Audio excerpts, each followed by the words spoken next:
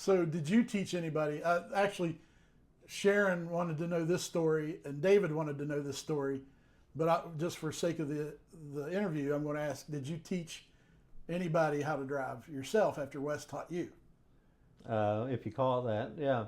I did. A little backstory on it. Dad was Wesley was in the Air Force already, and Dad was in the room on the end where his bedroom was, and our house had a stone, and on that corner, it was like we didn't have a basement; it was one floor. So the house was built on rocks or piers, you might call them. Some of it was logs, but this was a long rectangle stone that was under the corner of the house. Okay, covered that part.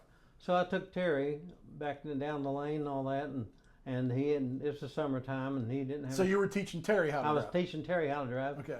So he'd turned 16, and so he was tall for his age and skinny, and so anyway, it's the summertime. He had on the pants, blue jeans, and no shirt, and he was barefooted.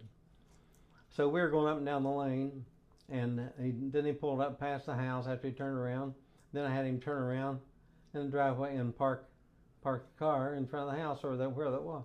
So turn around again and go back down the lane. Do you remember what you were teaching him in? What were y'all driving? Well, we was driving a carry-all. It's not a carry-all, but the Suburban. Suburban. Like it's okay. Okay, yeah. okay. Now the Suburban Terry was driving. So Terry's barefooted. Remember, I said.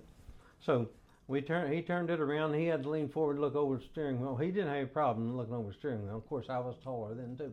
Anyway, he turned around all right, and then he kind of chugged a little bit. I said, "Give it a little bit more gas," and he gave more gas. And he headed right towards that pillar and under the corner of the house, the stone, and it was so.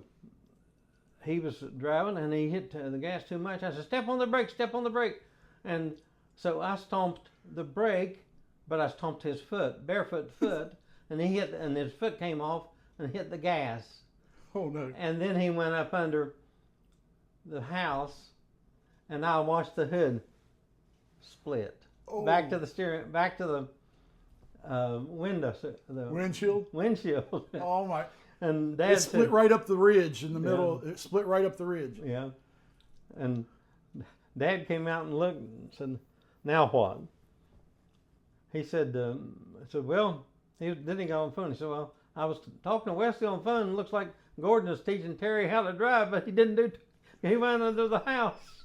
So we had to jack the corner of the house up with those big jacks and building blocks under it and get it out until we could back the Suburban out from under the car. So then anyway, I had to drive it down to the dealership. Can't remember who it was now. In Clendenin? In Clendenin. Yeah. And it was on the road there close to the Big Sandy Bridge. And so anyway, I said, "I'll pay for the hood. I'll pay for the damage and get my Air Force pay." I had to go back, and that took me 2 paydays to pay for it. And to replace the hood, and the windshield wasn't broke. That's how I remember, just the hood and bumper. And excuse me just a minute, get a drink. I'm getting dry mouth. That's all right.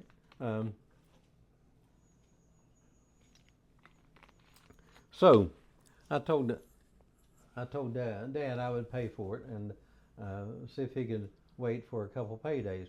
So found out how much it cost to replace the bumper and a new hood was $250. Wow. Can you imagine that on that cost right now? It would cost $200 and some to replace some windshield wipers nowadays. Do you have any other memories with your siblings? Of driving? Yeah, I mean, you didn't teach any more than Wes, did you? I mean, Terry. No, Okay. he was the last. He was the last. But